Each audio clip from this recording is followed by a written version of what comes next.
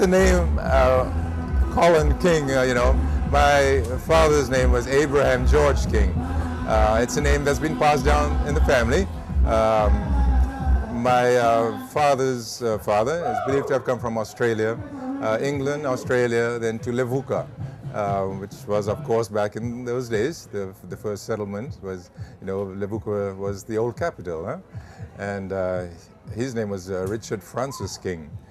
Now, my dad was born and raised in Nausori, which is close to Suva, and as a young man he did serve in the Second World War in the Solomon Islands.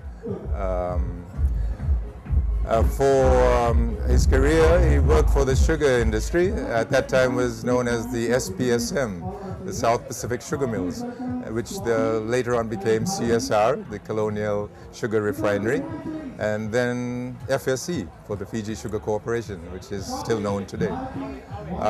Dad worked at the Nausori mill up until it closed, he said, and if I got this right, I think he said it was in the early to mid-30s.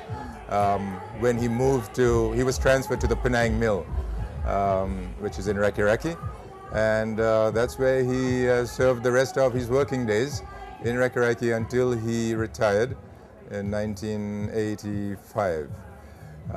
He retired and moved to Suva, lived in Suva for a couple of years, and did some work as an engineer on one of the ferry boats that serviced the local islands. Actually, I think he worked for George Patterson Boats, the company. My mom's side is Chinese. My dad's mom is Fijian and also English. Chinese, yeah.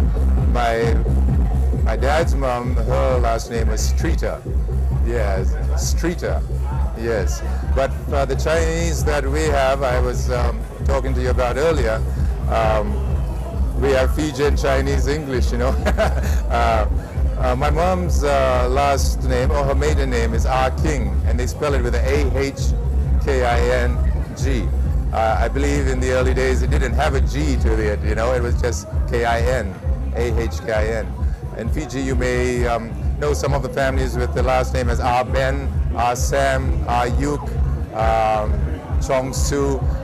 My mother's family is believed to have come from China to Fiji. In the early days, some of them came as silk merchants and some came as farmers.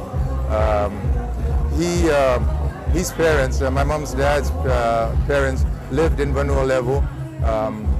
Her grandfather married a Fijian lady in Vanuatu in Madawata, and that's why her and all her brothers and sisters were all raised in Madawata before moving to the mainland when her dad moved to the gold mines in Watakola. Yes, my wife Zelda, her maiden name is Dutta, spelled D-U-T-T-A, and her dad is Indian.